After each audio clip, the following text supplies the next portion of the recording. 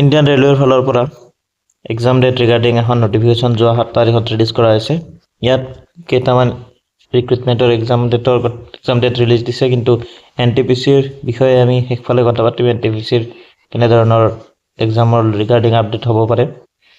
এইখন যদি আমি চাওঁ, যোৱা 7 তাৰিখৰ নটিফিকেশ্যনখন, ইয়াত ALPৰ এক্সাম ডেট ৰিলিজ কৰিছে 25 নৱেম্বৰৰ পৰা 29 নৱেম্বৰলৈকে। RPF SIৰ 2 ডিচেম্বৰৰ পৰা 5 ডিচেম্বৰলৈকে। টেকনিচিয়ানৰ যিটো আছিলে সেইটো 16 ডিচেম্বৰৰ পৰা 26 ডিচেম্বৰলৈকে এক্সাম হ'ব, আৰু JEE যিটো আছিলে তাত 6 ডিচেম্বৰৰ পৰা আপোনাৰ 13 ডিচেম্বৰলৈকে CBT1 হ'ব। তো এই সময়খিনিতো ধৰক আপোনাৰ ডিচেম্বৰৰ আগততো যিটো এক্সাম আছিলে NTPCৰ এক্সাম কোনো কাৰণত নহয়। যদিও বা NTPCৰ এক্সাম ডেট ৰিলিজ কৰা নাই, তথাপি আমি এটা অনুমান লগাব পাৰোঁ, কাৰণ ডিচেম্বৰলৈকেতো এইকেইটা এক্সামে চলিব। তাৰপিছত আপোনাৰ NTPCৰ আগত এটা ৰিক্ৰুটমেণ্ট ওলাইছিলে পেৰামেডিকেল, সেইটো হ'ব। তাৰপিছতহে আপোনালোকৰ NTPCৰ এক্সাম হ'ব। তো এইখিনি যদি চোৱা যায়, তো নিয়াৰ এবাউট ফেব্ৰুৱাৰী মাৰ্চ মাহত আগততো NTPCৰ এক্সাম নহ'ব। ধৰি লওক on an average February March সেইটো সময়ত NTPCৰ এক্সাম হোৱাৰ এটা চান্স আছে।